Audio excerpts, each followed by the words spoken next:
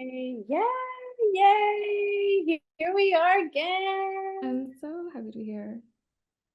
Hello, everybody. I love seeing the little number go tick, tick, tick, tick, tick, tick, tick, tick, tick, tick, tick, tick.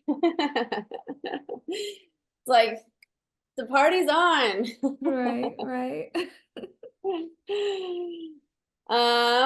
So everyone joining, please drop where you're tuning in from. It's really cool to see where everyone's tuning in. We'll see who gets the gold star for being the earliest and the latest. Right now, Bethany's winning for Okay, we got earliest. Portugal, Nigeria, New York, Malaysia, London, Nigeria, Maryland, Barcelona. Okay, yeah, Danielle, we say this every year. We gotta take this on the road. We gotta go to these countries.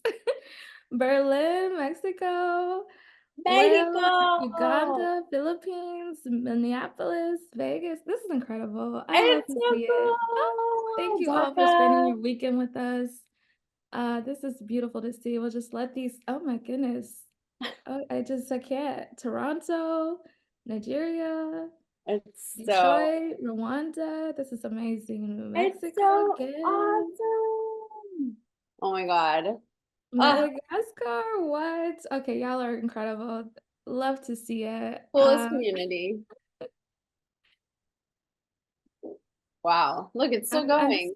just keep looking at all these places. Like, I know my eyes yeah, are on the chat. I'm like, right, we probably need to start actually, let's start. talking. Yeah.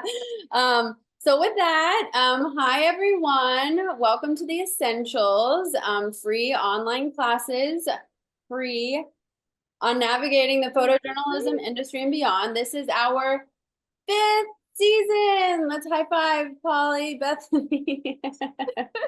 Fifth season, and it's all been made possible by partnering with grassroots photo organizations working toward inclusivity, equity, and access in the media.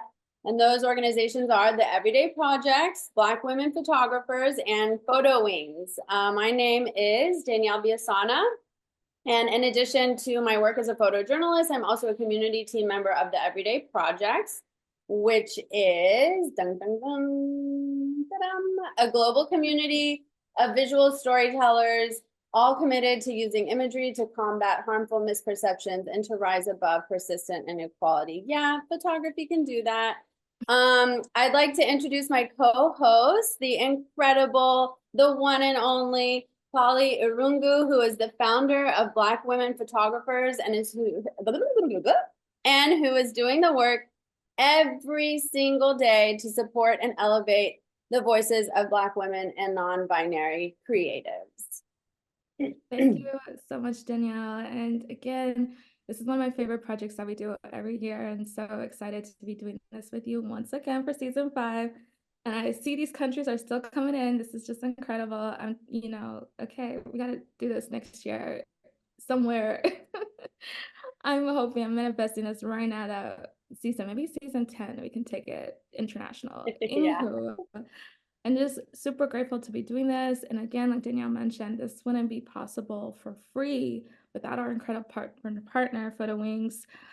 Without you guys, we want to be able to make this accessible to all who are tuning in from everywhere around the world. So thank you so much, Photo Wings, and thank you, Danielle and Everyday Projects, for all you do for the industry as well. Aw. Well, yes, super happy. 100% agree with the 10-year. Like I say, Madagascar, let's go somewhere awesome. And yeah, we can't wait for these amazing classes and speakers. You can also see some of my colleagues' names here too, who are helping with the, I need to slow down. I need to stop. I need to slow down on the coffee. Who are helping with behind the scenes. So thank you so much to Rebecca Gibeon and Austin Merrill, who along with Peter DeCampo are the co-founders of the Everyday Project. So they're making sure that Polly and I just get to talk. They're doing all that behind the scenes stuff. So thanks to them. Oh, yes. And this is obviously, you guys know what this is, the Essentials. But as Danielle mentioned, we are on season 5. So that means we have 4 past seasons that you can watch and tune into and replay for free on our respective websites. Go to the everydayprojects.org, go to blackwomenphotographers.com, replay the past 4 seasons for incredible gems, again, touching on every aspect of the industry. And this weekend, we have an incredible lineup of speakers who will again present their tips and tricks for navigating this industry, from safety in the field to the risks of AI to sustainability in your field. I'm just really excited about this weekend in particular. I feel like it's very on point with just how this industry has evolved. And at every session, you can feel free to drop your questions in the Q&A box. No question is too small to ask. That's why we're here virtually, just to create that space to ask these questions, because we're all trying to figure it out. So please drop your questions in the Q&A box at any time, and we'll have lots of time for Q&A at the end of every session. Yes. And on that note, these are all of our social media handles. So we post the videos online, as Polly mentioned. So take note of all that. And I am seeing something new happening in the chat here, Polly. Some folks are saying what season this is for them. So we would also love to know, yes, are you a repeat audience member? Let us know. That's amazing. Yeah, We somebody's love for their that. third. Somebody Yes. binge watched all 4 seasons. The It's first so awesome. season, welcome. I love to see a lot of first seasons, which is great. We want to continue to bring new audiences into this. So Yes. please check out our sites and replay the past 4 classes. We do have them in translations in other languages. I think French and Spanish, I believe. Yep. Also, if you need that translation. And the end of this weekend, we'll be also transcribing these sessions in other languages too. Yeah. So With that, one of my favorite artists of our time. Did I already say favorite? Oh my goodness. I'm so excited to have Bethany Mollenkof here talking about something that we all, of course, are trying to navigate and figure out how to make our work sustainable, how to make a living off of our work. So with that, let me try and do Bethany justice and introduce her. Bethany, again, like, you are such a treasure, and we're so lucky that you're kicking off this weekend for us with your inspiring vision, drive, and grace, and how you juggle it all as a mother is just incredible. For those tuning in today, if you do not know this incredible person, I'm about to like fangirl over some more. Bethany is a photographer and director whose work explores themes of motherhood. And like I said, she's a mom on top of all of this. Just incredible. Representation, gender, and identity. Her creative process is both documentary style and experimental, influenced by her background in photojournalism and painting. This combination enables her to craft visuals that balance careful photojournalism, that balance careful composition with authentic natural storytelling. Bethany works with leading brands that you may have heard of, Apple, Nike, Airbnb, and her editorial work appears in publications like the New York Times and National Geographic, and there's obviously a million more that I can name. And those works that she's published are represented just across different publications. And she's a graduate of Western Kentucky University with a degree in photojournalism and art history. Her work reflects a deep sense of purpose and human connection. And yes, my friends, that is what you'll see here today as Bethany uncovers how to create a multidimensional practice that not only lends itself to creating dynamic work across different genres, but also provides various income streams for a sustainable career. She'll let us in on how to approach and secure clients, how to navigate client expectations and your creative vision, networking, and how to position yourself for success in a variety of visual storytelling fields. Okay, with that said, Bethany, kick us off. Hi, everyone. I'm so excited to be here today. Let me share my screen and let's jump right into this. All right. Are we seeing that? Are we feeling good about that?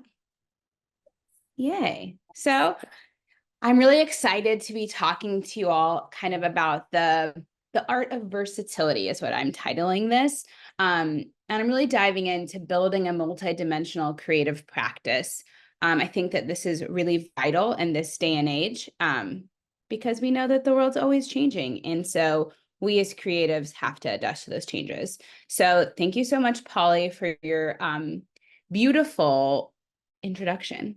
And I kind of want to give some background because I know you all don't know me. So I kind of want to discuss where I've come from, where I'm going, how I fit into the industry, and hopefully give you some great takeaways. So I want to take you back to college. I was studying classical studio art, and I was spending hours every day drawing in the studio. And I really liked the light and the form, but I was so frustrated. And I realized at that point that this was not the path for me. I did not want to be a studio artist. And that didn't seem like a sustainable career path anyways. And so this is where I realized I needed something more dynamic, something that allowed me to engage with people and the world around me. And that's when I found photojournalism and photography.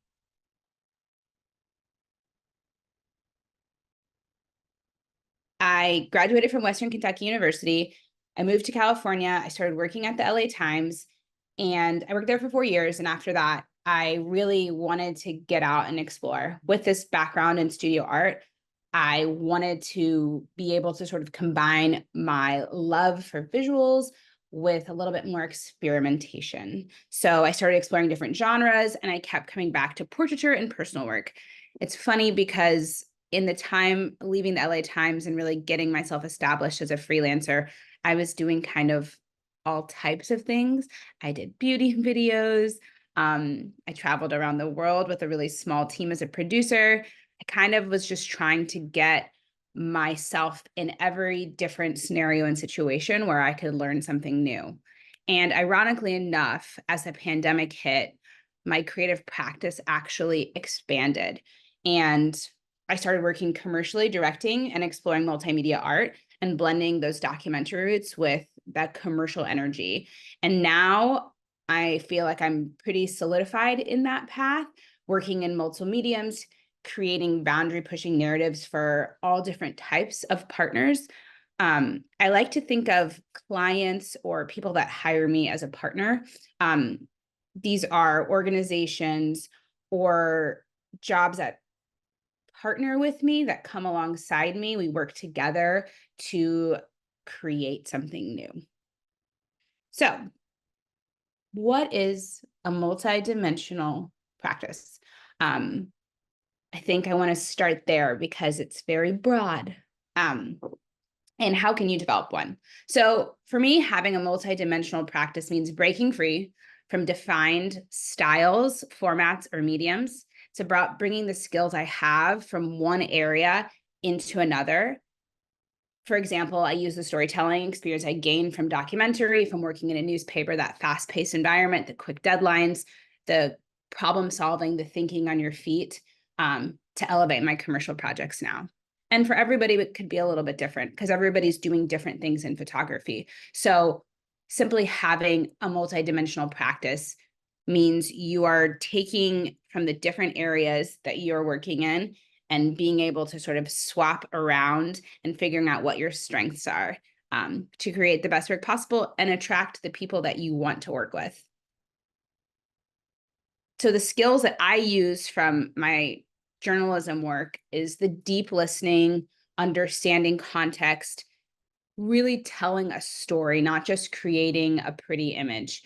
I want to humanize my commercial work because I think that there's so much power in the visuals that we see every day. And so as a commercial photographer, I'm using the context, the understanding that I have from my journalism work to transfer there. I also use a lot of my personal projects as testing ground for different techniques. I'm always pushing myself to be creative and to really try new things. So I want to go through some case studies for you, so you can see how you can bridge the gap between different genres of your own work. How can you leverage what you know across different types of photography? So I've had the chance to work on these intimate, narrative-driven editorial projects to these large client-focused commercial work. And I know that people might think that these worlds seem very different, but they actually teach you so much about each other. And shifting between them has made me a stronger photographer and director. And I think that when we can expand our mind and think about our careers as this like long journey of learning and curiosity, and something that we can engage in actively, then I think we can sort of break away from the idea of just doing one thing and one thing alone. So let me jump into some case studies to kind of show you how I've used personal work that is field commercial work and back and forth. So something that I love to do, and I've always done this just as like creative expression, is working in double exposures. I love layering images. I love the experimentation, the process, the art that comes through, and layering different things and putting them together and seeing what turns up. So these are some of my double exposures that I just did on my own personal time. And I was actually able to incorporate that into a campaign that I worked on for Advil. This is just a quick little snippet so you can kind of see how the aesthetic that I have honed in my personal time was able to transfer over into a commercial campaign. This is a photograph that I created while I was at the LA Times. I was photographing community in South Central where I live, and this was prom. And I love the use of technology, how they're, people are on their phones, but the story and the focus is on people. And that, I think, is very definitive of my style and the work that I like to do. It's very human focused, and then everything else takes a backseat. And we can see that when it comes to also my big commercial campaigns. So I worked on a campaign for T-Mobile, and this is all about, cell phones and cell service, but the focus is the people and the storytelling within the people. So you can see how that practice in my photojournalism world can transfer over into that storytelling for a client like T-Mobile. Here's another personal portrait that I did. This is my friend. I photographed her a lot. Again, in my South Central neighborhood. And I was approached by Apple to photograph my hometown. Apple commissioned more than 30 Black photographers to capture and share their hometowns with the world through their unique lens, all shot on the iPhone. And so I was able to photograph my neighborhood. That's my neighbor on the left. And this was on billboards around our neighborhood, which was awesome. But the images also went to the Super Bowl, which is also amazing. So you can see how my love for just photographing my community and for photographing people that I care about resulted in something as cool as the Shot on iPhone campaign. So your vision is the glue. So I'm gonna move that. Do you guys see that little weird bar on the top? I don't know if you see it, but what I'm getting at is your vision is the glue. Being a multi-hyphenate doesn't mean you lack a clear style or expertise. In fact, your vision, intention, and guiding principles serve as the thread that connects all of your work. So whether it's editorial, personal, or commercial, your unique voice is the tie that holds everything together. It's what makes your work your work. So how do we get these jobs, right? How do we bridge that gap between what you're working on, what you care about, and clients or partners? I think building a personal brand is key. And I used to always be like, well, branding, I'm a human.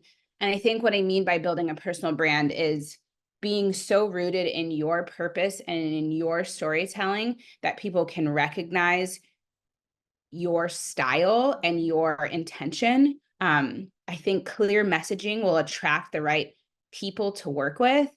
And this is going to set you apart from different people in the industry. I think if you root yourself in your vision, your purpose, and your goals, whatever that type of photography is, that will lead other people to want to work with you.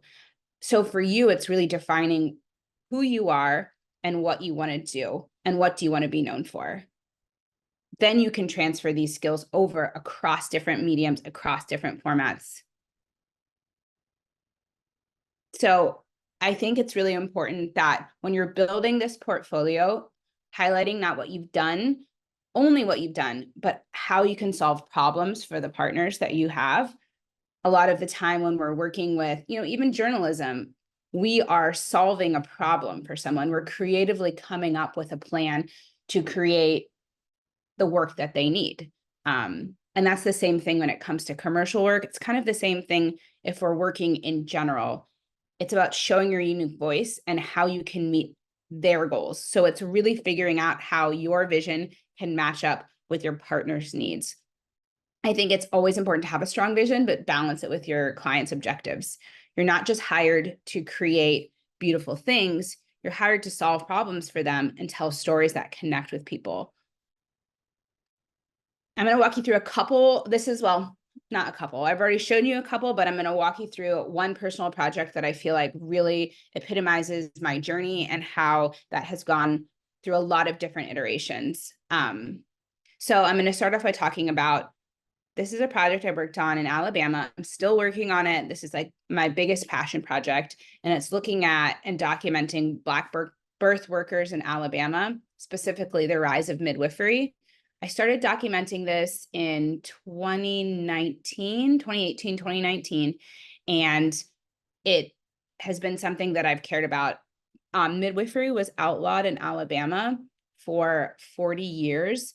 And so I wanted to document this reinstatement of midwifery and the Black women that have been working in the state with horrific maternal mortality rates. So this project was my passion project. I did receive a grant. I began putting the work out there, which in turn, I got a grant. I was going to go back to Alabama in 2020, which I also found out I was pregnant. And then the pandemic, obviously I couldn't travel.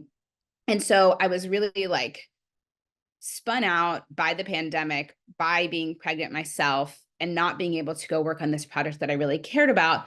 So I started documenting my own story. Photography has always helped me make sense of the world. And it was really challenging to be pregnant and isolated in the pandemic. So I started just creating images of myself because I really didn't see representation of what women were going through, what it was like to be pregnant, what it was like to navigate this healthcare system. So I really wanted to create images to fill this void. Also, a big motivator for me was creating images for the archive for my daughter to understand this insane situation so many people found themselves in. And so it was actually the day that I was going into labor, I got an email from National Geographic saying that I got a grant to finish this work. Then I guess it was like in 2021. So after my daughter was born, I got a call from the New York Times and they were like, hey, can you photograph all of the faces of mothers who bore the burden of the pandemic? And it was a business article about 15 different moms who either had to change careers or become the caregiver for their children. And I actually wasn't in LA at the time. And so I was like, hey, I actually don't have childcare. I can't fly back to LA at the moment to photograph these women. What am I going to do? And so I actually photographed the whole campaign remotely. And it was a really interesting way of interacting with these other moms. It was also really intimate because I was calling them on the phone and then like photographing them through my phone. And I think it was a really amazing experience to I kind of felt like I was living their stories too, because I was with my daughter, she's napping, and I'm like on my phone, like photographing these women that are also trying to take care of their kids. And so my lived experience really informed even just the formatting of this story. And so again, pushing yourself to be creative and problem solve through this. Like I really deeply wanted to tell this story and I needed to figure out how I could be somewhere without actually being there. And so the whole campaign, though it's not a campaign, but the whole story was photographed remotely. And then that also segued into a project that I worked on for New York Times called When Does Life Begin, where I was able to be a little bit more abstract with this idea of a very controversial and very difficult topic to tackle because it's very nebulous. But a lot of the work that I'd already done really informed the visuals for this to make this more expansive and more suited to the topic, because there isn't one path that is the exact answer. And so a lot of my images reference that and reference kind of my experience as a mom. And then to sort of wrap this up, to talk about this as how does this transfer over into commercial work? This was a campaign that I was able to work on for a company called Twill, which is a healthcare company. And they were looking at the psychological transformation that happens for people that experience pregnancy and the mental health issues. And so we were looking at prenatal and perinatal and postpartum, so the different stages. And I was able to cast real women going through these experiences. So I was able to bring that documentary journalism background to photograph this campaign about pregnancy and healthcare in a way that I think really humanizes the storytelling. So lean into your creative path. I think it's easy to think there's one way to do this or a correct way to do this, but I think it's really important that you are strategic and open to new opportunities. Stay curious, keep learning, and never lose sight of why you started, because I think those foundational like hopes and dreams and desires are the things that guide you regardless of the medium and format. It's really your why. And from that why, then you can start exploring all of the amazing and cool tools that are out there. Those things shouldn't be intimidating. They can be intimidating. And it is hard. Like, it is challenging to learn new formats. It's challenging to learn different styles and ways to work. But I think to stay nimble, to stay engaged in this industry across the board, whatever that might be, I think it's like really, it's just a lot of perseverance. And I think it comes from your authenticity. And I think it's important to realize that you don't necessarily have to bend into an existing market. I think your unique style and your unique perspective and your unique life experience, you know, we're talking to a lot of people around the world. I think where you're at can be such a amazing part of your story and why you do the work that you do. And so trusting that process, trusting your vision, and embracing that creative journey will start attracting the right partners and opportunities that align with your vision. It's really putting yourself out there and showing what you want to do and being really clear about that, which is hard. It's hard to put yourself out there. It's hard to show work that you know, are working on quietly alone. But I think the more you can express yourself and really show what you can do and what you want to say, the more people can attach to what you're doing and partner with you. So there's joy in the process. This squiggly line would be my journey. So thanks. Brent, oh my goodness. Bethany, I know you can't see the chat while you were presenting, but people are just like blown away by you and your work and the way you tell stories. And then, like you said, deeply, deeply human, like connecting. Somebody says clapping. Great presentation. Like, and you know, somebody was mentioned how they're also working on a project on motherhood, and you helped them just like have an epiphany moment. Like, just beautiful work. There's a lot of great questions coming in the Q&A box. Love it. If you have any questions, again, please drop them in the chat. We have like about 30 minutes to tackle these key questions. I'm gonna just block this light. Like, no, go ahead, do your thing. Oh my goodness, the love is just pouring in the chat. Yeah, I know. Bethany, You guys see why I was fangirling earlier? Yeah. Like, yeah, we were all behind the scenes like, oh my God, she's so amazing. Like, how is it? Sometimes I'm just like, how, like, can I just like your brain? Like, can we like wrench your brain for an assignment? Like, is that I possible? know, like throw my brain away, like. Yeah. You guys are so funny. No, I really do think like I went to like such a traditional photojournalism school where it was like, this is what you do. And then you go work at a newspaper and you do that. but like, I just think that that path doesn't exist anymore for many people. And that's really, it's hard. It's hard to figure out your place in the industry. It's hard to figure out what you want to do. But I think that that is also part of the journey. And like, be fearless, like engage that process, because that's where the work comes from. Like, I don't think it's easy. Like, this hasn't been like an easy journey. Like, becoming a mom and still trying to be a photographer, that's not easy. Nothing is going to be just like easy, but that doesn't mean it's not worth it. It doesn't mean you're not on the right path. Yeah, 100%. And that kind of goes into the first question, and there's a lot. And I also just want to make sure, I thought it was so cool. Someone said about your project, oh my God, I remember this. I had this article in my research binder in undergrad. So you have inspired so many people with your work. But yeah, so kind of, we're going to start at the less like nuts and bolts. So kind of going into what you just said, like sometimes it's scary to create work that's outside the box, or that's, that you think may not work, right? Like sometimes it's just easier to do like what works.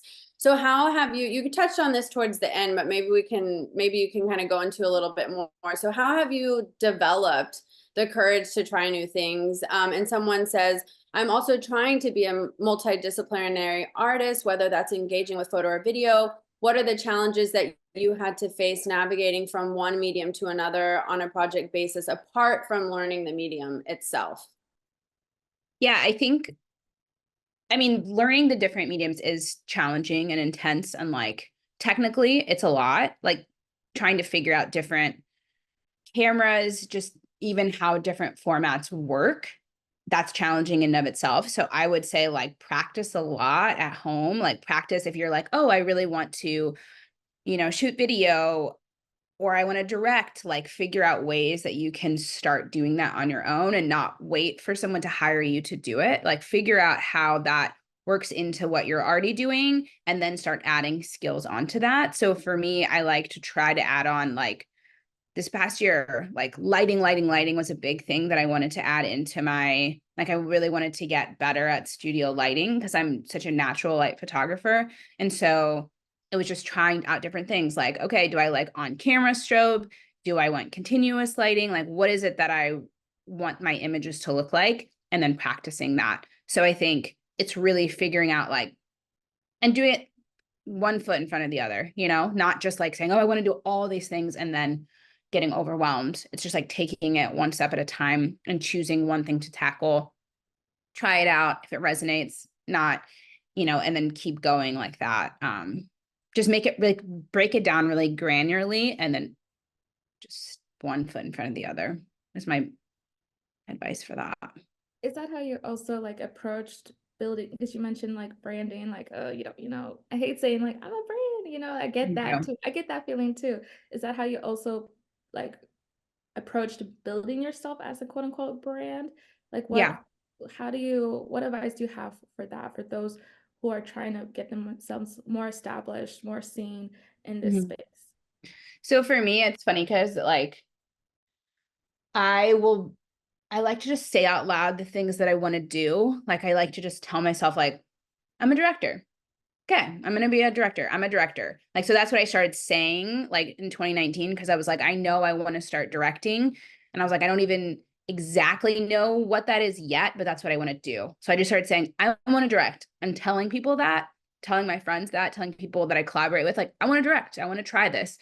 And then people can start being like, oh, Bethany said she wanted to try that. Let's try this. Like, or I want to edit, or I really want to shoot a celebrity, or whatever it is that you're really like wanting to do. I think even saying it out loud to yourself puts that in your brain and like routes that neural pathway as something that's possible. And then you just start pursuing that. So, and then sharing the word, like sharing the thing, it's really vulnerable. Like this is not I think this career is really vulnerable. And so even posting things like on your Instagram account, like that's what I mean by a brand, is like sharing who you are and what your creative practice is, because it's a practice, which I love that word, because it's like nothing is solidified. It's like this ongoing reworking all the time. And I think inviting people into that opens up doors that you might not have known were there. Like even this year, people are like, oh my gosh, are you just doing commercial work? And I'm like, no.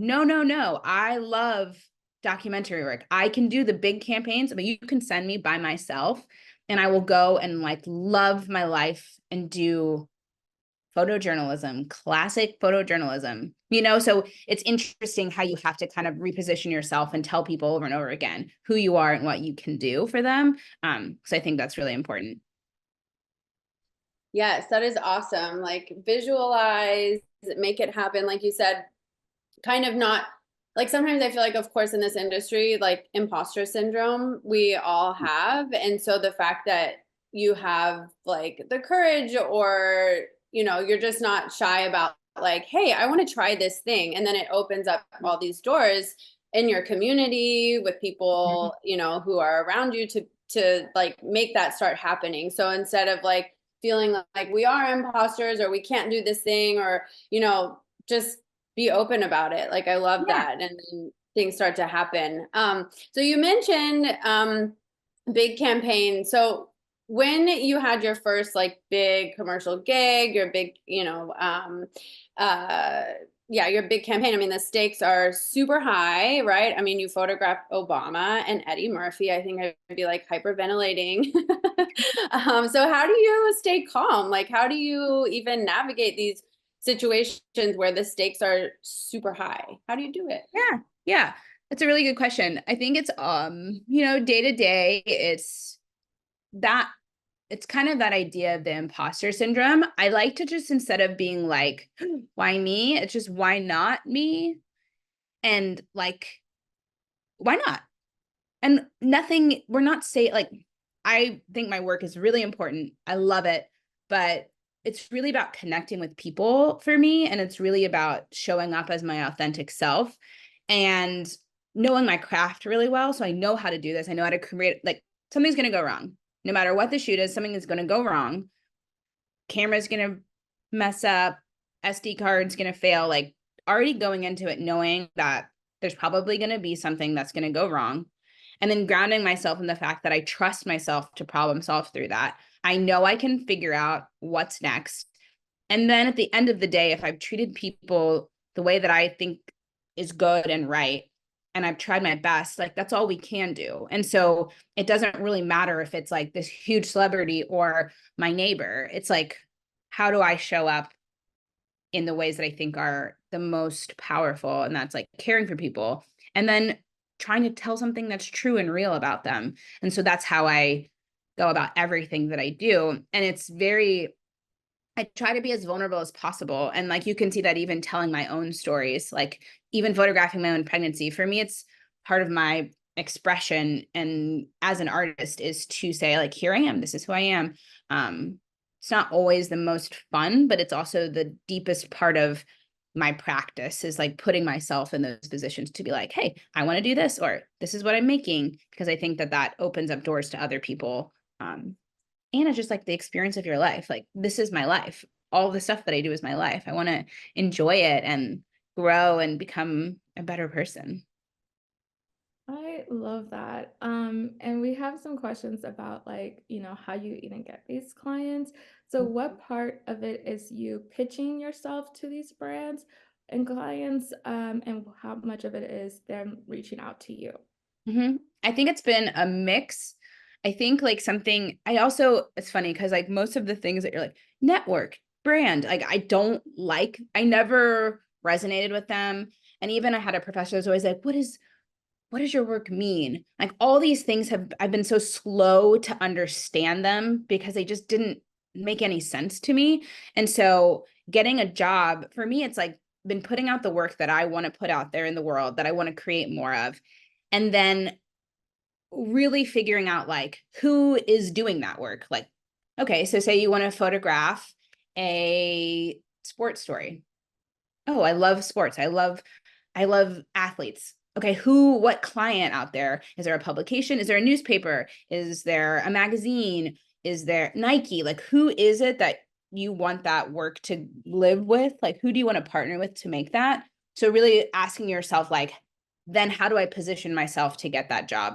who is working at those companies? Like, what are the other photographers that might be working with this client? Like really asking yourself what's the end goal with the work, or what's the first. I feel like that's like foundational to understanding. Like this year I've been saying, okay, I really want to do a sports campaign. So I did a test shoot with my friends and I hired some models, and I'm like testing out the idea of like, this could be for this client, and then you do a test, maybe it works, maybe it doesn't. And by doing the test, then it kind of proves out an idea. Like even with the test I did, I realized like I was getting so caught up in making the visuals look cool that I like forgot the storytelling aspect of it. So I was like, I don't like these because it doesn't make any sense. There's no story.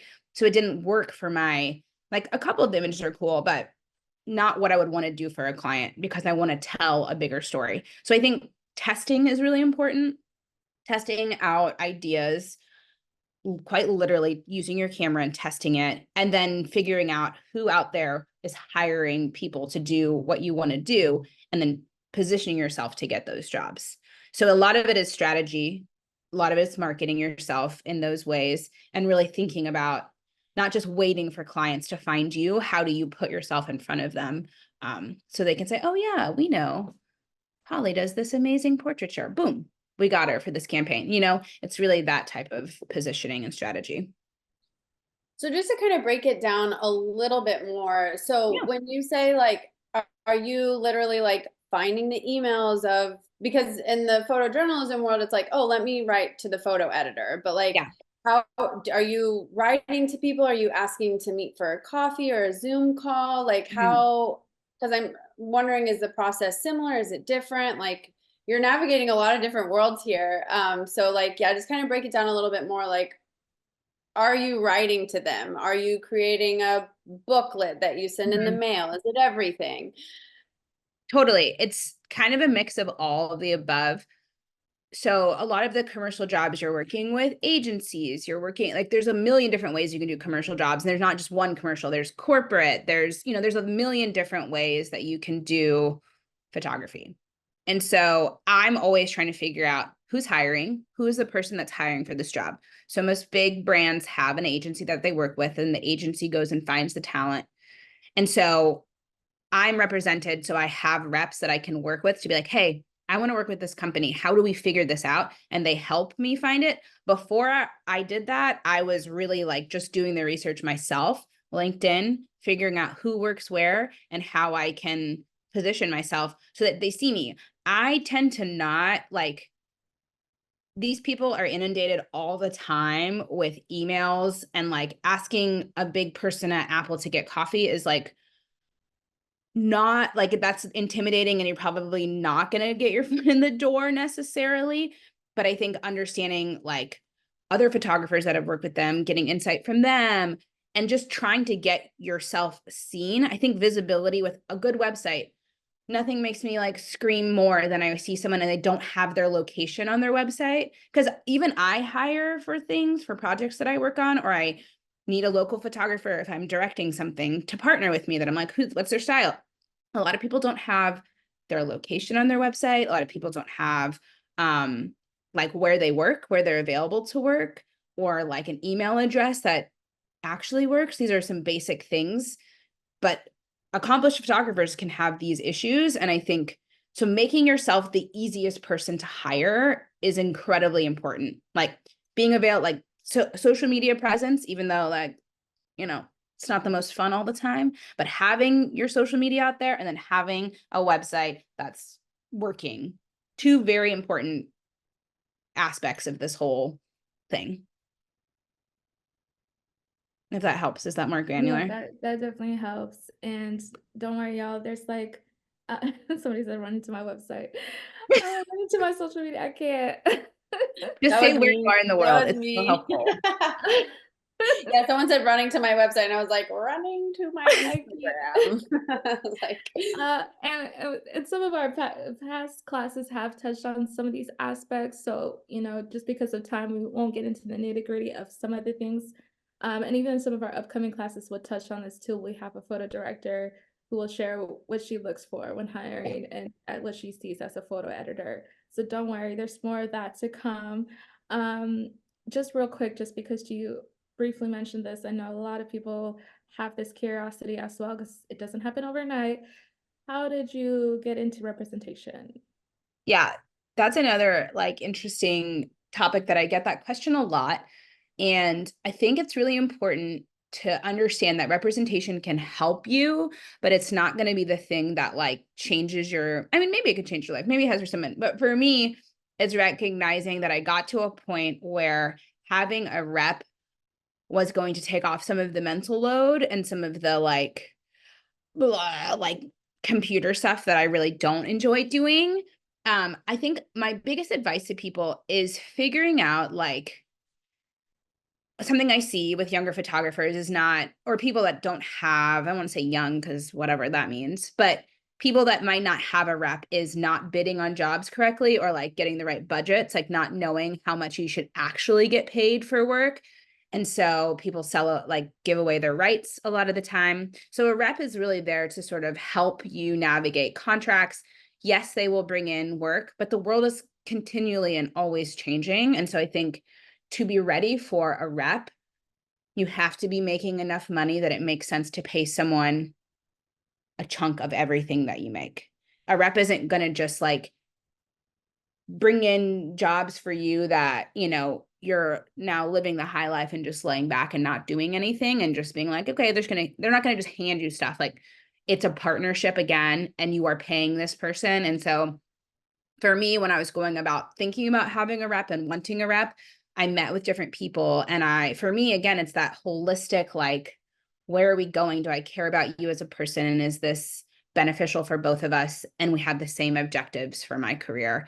And am I willing to pay you a big chunk of my money to make this make sense? And so I think less getting hung up on a rep and more thinking about, are there resources out there if you don't have a rep that can help you become better at your business, better at navigating contracts, navigating, you know, how much you should get paid? Because those are the things that I think can be really useful.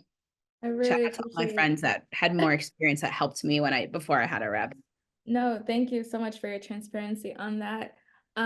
Just diving right in, because a lot of your work, we've talked about this, is human connection that tied to it. Even with some of your personal work, how do you go about finding people for this? And how do you then, like you mentioned with your own work that you've done, the test shoots, like how do you go about finding people? And do you always pay them, or how do you go about just all of that?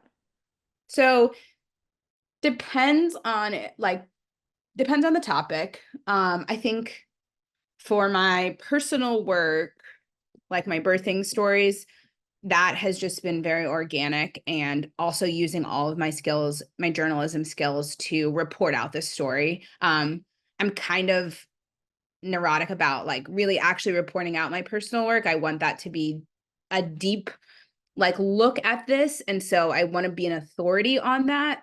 I don't know, I care about it in such a deep way that it's not just like, oh, I found this person, photographed them. This has been years and years in the making, because I'm like obsessed with what I'm doing and I want to understand it on a very deep level.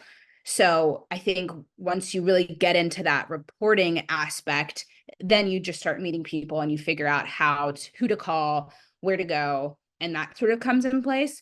When I'm testing with models, sometimes I pay them. Depends on if it's a swap. Sometimes I'll trade. Like you can use these pictures in your portfolio if you're a dancer. And then, you know, so it's mutually beneficial. I never want to just photograph people and it not be beneficial for everybody. I think that's the same. I think that's why when it comes to like some of my personal work, like photographing these midwives, and I care about it on the level of like, I'm not just coming in and photographing and be like, I hope this turns into something. It's like, no, I'm going to get this work published because I feel like I owe that to them for letting me into their space and into their life. Like I am working so hard to get this work out there and seen because it has a bigger purpose than just like my personal work. You know, it's like a partnership and a collaboration. And I care about the story deeply, but they're the ones living this experience. So how do I get that published or in a book or something? Like there's a motivating factor behind everything I do, not just like, yeah, you just doing it to do it. You know, it's like personal work. I guess I say it's less like feeding me as like a ego thing. And it's more like, oh, this is the thing that I feel so called to do. And I'm going to use my channels of influence to get that out into them. If that makes sense. Yes, I'm like, dang, just like one mic drop after the next. And just if you think Bethany has said it all, she said something else. It's just like, I just love listening to you talk. It's like all of these golden nuggets, just like, yeah, because I think sometimes like, anyways, I don't want to get too in the weeds, but I just love what you said about like using your channels to get those stories out there, because at the end of the day, that's like what we're trying to do. If you feel passionate about an issue, it's like, let's try to get it out there. Yeah. As opposed to like feeling like shy or apologetic or, you know, I just love that sort of like, no, like, of course I'm going to get those stories out there because this is what is meant to happen. So, love that. So we have some, a couple of questions that are sort of similar in nature. So I'm just going to kind of rattle them all off, but like, how do you, a lot of people have some questions about like, how do you begin even conceptualizing a project? Is it a visual idea first, or do you start with a feeling or a thought? And then similarly, and you kind of touched on this a little bit in the presentation, but like how the person asked, how do I consistently pursue my style or creative path without getting caught between what style I want and what style I want to get inspired from? So a lot of questions about like that creative process. So I would say like my creative process, it's constantly changing. I like to consume a lot of things that are not just photography. Like I like to, I don't know, like my daughter's been painting and I'm just like so obsessed with her color palettes. Like she's really good at color and it's been really inspiring me. And I like, actually a lot of the colors for my deck were from a painting she used, but I've been using the colors. Like I've been photographing her paintings and I've been using the colors because I really love them. So I don't know what that means, but that's like, just I'm pursuing that because I like it and it's very appeasing to my brain. So some of the work that I do or like where my ideas come from is just very organic. It's just like part of my life, being open and curious to what's around me. Sometimes light, but honestly, like I'm a super nerd and have ADHD. So I love to deep dive into ideas, like reading as much as I can, really understanding a topic. And then a lot of the time the visuals will flow. And something that I have to push myself to do is like stop reading and stop trying to understand this thing and then go out and experience it. Because sometimes I think I get a little bit too like intellectual about something and I need to just get out there. That's why I think journalism also was such a great format for me, working in a newspaper, because you're just like jumping into something, having to learn it really quickly, understand it contextually, and make something from it. And so I try to push myself to do that because it can be really easy, especially if you start getting more commercial work, to just wait for jobs to come to you and you're not actually engaging in your practice. And so for me, it's like whatever that looks like for you, just start. Like just start. If it's you need to go for a walk and just look for textures to photograph, like just start making things, because that is where things come from. Like it's so generative, the practice of being a photographer, that a lot of the time you just need to like get out and do the thing. And once you start doing it, then the creative problem solving, the creative thinking can come from actually doing the things versus thinking about doing the things. So I would say it kind of marries the two sides of my brain. And then inspiration and these things come from, you know, the world that I'm living in and the things around me. You know, that actually translates into a good point that I see a question here about you mentioning like do the thing and how you said earlier in your presentation that it's not always perfect. Some things don't go smoothly. Somebody asked, would you please share about a technical challenge you've had in your work and how you overcame it through the technical choices you made?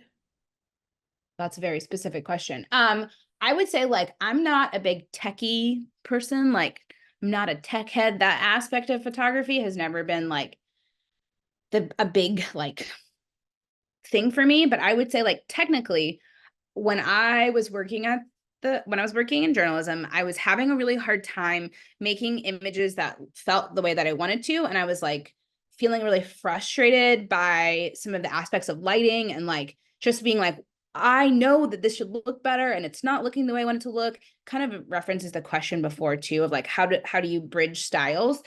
And so I actually just started shooting a bunch of stuff on my phone because I was so annoyed by carrying around this camera and like trying to light stuff that looked ugly. And then I was like, this is not what I'm imagining. And so I just started shooting on my phone. And that's when I could actually, and like, not that I don't know how to use my camera. I obviously know how to use my camera. It was just the limited capabilities of the phone camera really helped me express the thing I wanted to express. And then I was able to take that back to my actual camera and then do that, you know? So sometimes I think technically it's like reapproach it. Like if this isn't working for you, change your lens. If that lighting isn't working for you, try maybe a disposable camera. Like just try different things to then like try to figure out how, like, where is the breakdown? Is it the technology or is it you or is it, you know, like really figure out that technical aspect of it. I think sometimes just means like like shifting, shaking it up, trying something else. And just a lot of experimentation and like a lot of like, I'm actually right now having to go rent this camera and I'm like, all right, I guess tomorrow I'm going to sit and like figure this out because I need to use this camera for a shoot and I don't know it perfectly. I've used it like once or twice before, but technically I need to like actually do a little bit more on it and then I'm going to go for it. So don't be afraid to just jump into it. YouTube is awesome to learn technical things. Like I use YouTube all the time. And then you just try and fail and try and fail. And like, that's the fun of it. But it's actually not that fun to fail and like be bad at tech stuff, but you get better at it. You get better at it. And that's the fun of it. The fun part is getting better. That is real. That's real. I do see some folks with their hands raised. As a reminder, just drop your questions in the chat, in the Q&A box, because everyone will be, as a participant is muted. So just drop, if you have a question, just drop it in the Q&A box. In these last couple minutes we have with Bethany, you know, there was something that you mentioned earlier on that I see a good question here about going back to the whole branding and just navigating that world. For example, in your presentation, you shared like deeply personal yourself, like, you know, it was deeply personal stuff about your motherhood journey. How do you, I guess, navigate how much you share on social media versus like, you know, protecting your work and knowing that, okay, you share this project, it led to an assignment with the New York Times, or you don't share this and nobody knows what to hire you for or think about you for this work. Yeah. Great question. I think that I'm actually like a pretty private person. So for me, I don't share things that I'm not ready to share. Like if I'm not ready to have a picture of my, you know, exposed pregnant belly on the internet for anyone to see, then I'm not going to share it. I think it's really important as part of your practice and as part, like for that personal work, for you to be, and maybe other people are different. For me, I need to be at a place intellectually and emotionally that I'm ready for other people to be a part of it. So I actually didn't share on social media that I was pregnant because I was not ready to do that. And so that project came out after my daughter was born. And actually Andrea's on here somewhere, I think. Shout out to Andrea Wise, because she was my photo editor for that. But I wasn't, and I like worked with her on this after, you know, after I had my baby. And so, because I was not in the mindset, like as the pandemic's happening and like everything has been going crazy, I wasn't like, hey guys, shout out to like being pregnant. Like that was not at all how I approached this. I kind of was like, I'm photographing this as an archive for my daughter. I know that this is important, but I'm not like, I don't know exactly what's going to happen. And then I saw the Nat Geo had this grant about the pandemic. And I was like, you know what? I actually think I could share in this format. And I had pitched it to one other place that like with an editor that I had trusted, but it was like kind of, those are my two things. And I was like, if it doesn't go, if neither of them want it, that's okay. Cause I did this for myself and I don't even know if I'll ever share it. It was like very much like, this needs to be the right partnership to share this work, and preparing myself to know that I'm opening myself up to people looking at my physical self and my life and knowing what I wanted to say about it. I think that's important. And some people, you know, get on the internet and cry. So everyone has a different journey. That's not my journey. I like to have processed something before, so I know how to talk about it, because I don't like to open myself up to that type of internet like critique, or, the internet's crazy. So I try to be very thoughtful. And because I am a mom and I have a child, that like I have to be thoughtful about her representation in the world. It's not just my art, it's like her life too, and my family's life, so I just try to be very thoughtful and like have gut checks with myself. Like, do I feel comfortable with this? Would someone else feel comfortable with this? I always ask myself, like, even when it comes to my daughter, like, would I want someone to photograph me in this situation and put it on the internet? If not, if I don't want that of myself, then I don't do that for her. And that kind of ripples out to like the other people I photograph, and everything that I do. I just try to be really, really thoughtful, and prepared for whatever that kind of takes form, because sometimes you just can't control how work is received. Yes, Bethany, like something that's been so inspiring, and I hope again you have a second to kind of glance at the chat. Everyone has been super, super inspired by what you're saying, but you're so intentional. And I think sometimes we can get into this pattern of like, well, what does the client want? What does the photo editor want? Like, what do I want? And so I love that you're very intentional about like, okay, I'm not sure, but I'm going to figure it out. I'm going to creatively, troubleshoot. And like even myself as a photographer, sometimes I'm like, well, I don't know how to do that. So I guess I'm just going to like do the thing that I know, And so I'm very inspired to be like, wait, like we can continue to learn. We can like go out and figure something out. Just because we don't know how to do it now doesn't mean we can't learn. And so that's been really, really inspiring hearing that from you. And by the way, I love both of your brains, your intellectual brain and your creative brain. So we have about 5 more minutes for questions. And I think what would be awesome to hear from you is we have a couple of people asking like questions about fear. So what is your biggest professional fear, or, failing is part of the process, but have you ever also had a fear of like, again, a high stakes campaign, but maybe it didn't match like what they were looking for. So how do you navigate fears? And then what's an achievement, large or small, that's brought you joy in your photography journey? So two sides of the spectrum: fears, joy. Yeah. I think like fear is a really interesting thing. I think for me, this year has been incredibly challenging because I didn't create enough space in my practice to do work that just fed my like love for photography. I was doing a lot of different jobs, but I was feeling a little bit disconnected from my process, a lot disconnected from my process. And so my biggest fear was that I wasn't going to be able to figure that out. Like, I think that there's different journeys, right? And that social media can make it look like everyone's just going, yeah, got work, I'm doing great. And that's not the reality of most people's journey.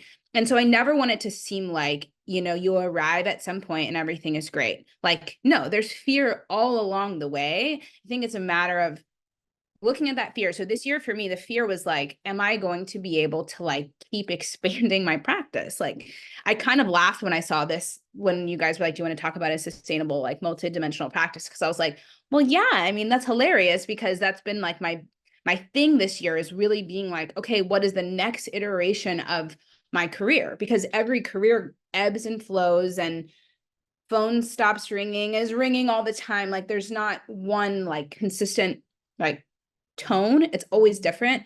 And so this year I've just been feeling like, wait, I really need to get back to, I need to have the mental space to get back to some of this work that I just am so passionate about.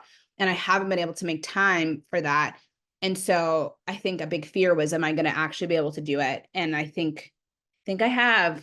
I think I have. And that's really, really rewarding. And it's not even worth that. I think like 2 people have seen it, but it's worth that I'm just like, I had to make it. I had to do it. And I finally was able to get to a place that I feel really good about it, and I'm ready to share it. And it's taken me way longer than I thought it was going to. And like, it's been a battle, like pulling teeth, even though I love it, but it's been very, it's been work, just shoveling this thing to make it happen. But I feel very, very content that I was able to sort of push past the fear of like, can I do this? Am I going to be able to reinvent this part of myself? And yeah, that's constant. Like, ask me tomorrow. You know, fear is just, I think you just got to like take your fear and be like, hey, buddy, I see you. You little fearful little human. We can do this and keep moving forward. Like, it's not going to just be gone, you know? And that comes up in every different aspect, you know, of your career. And then what was the second part?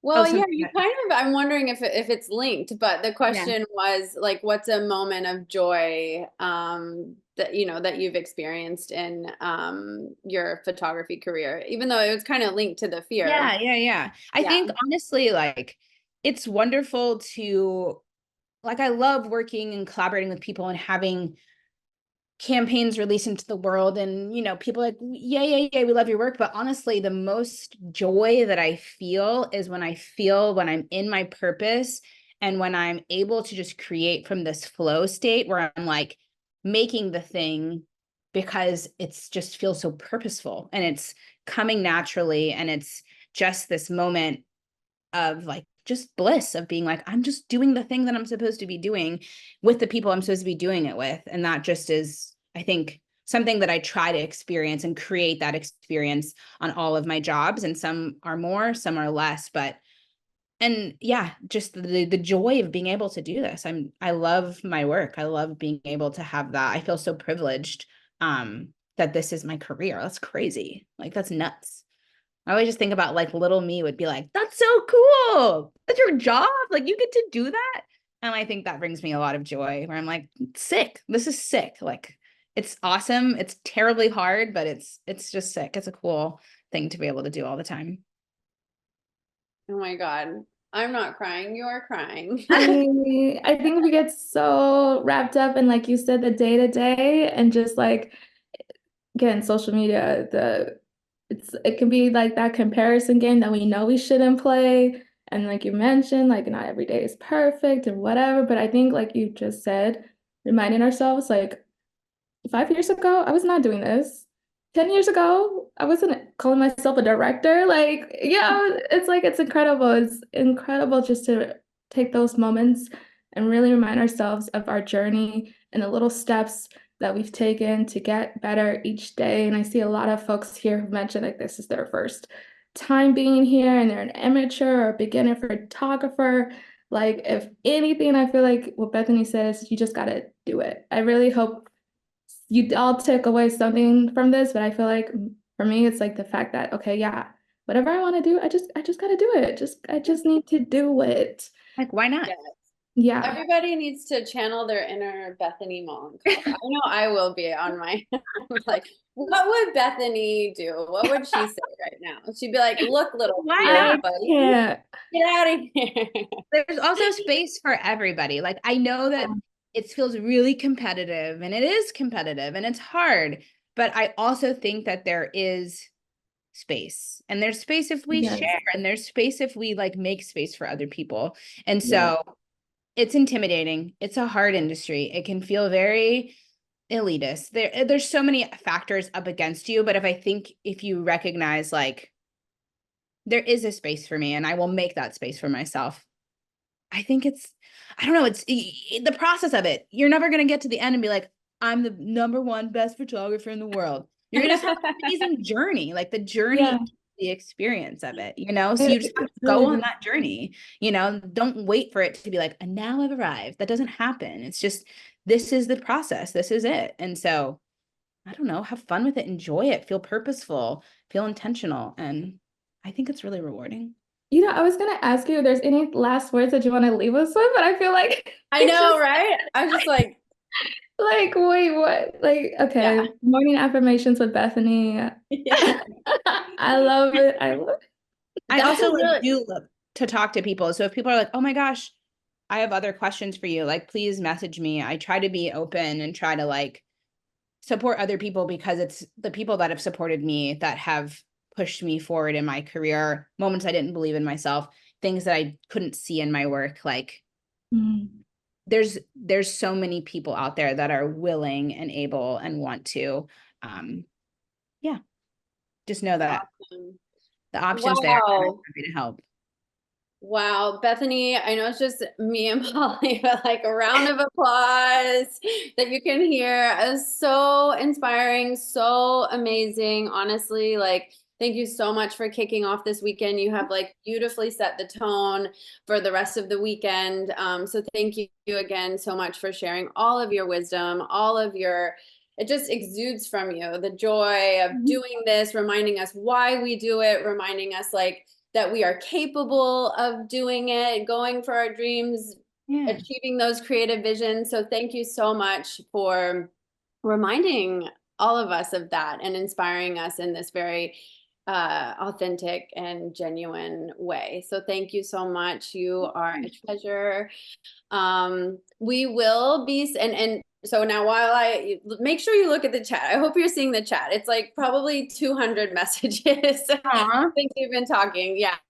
But we will be starting the next class in just a moment with Haruka Sakaguchi talking about how to create impactful work that tackles issues through a conceptual lens. So a beautiful segue from what Bethany has started us off with, and with the community as direct participants. So for those of you who are asking a lot of questions about, you know, how do you find people? How do you engage with people? This is a great session too to stick around for that reason and many more.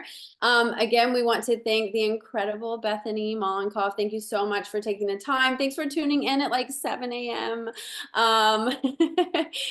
We also want to thank our partner Photo Wings for helping make the essentials happen.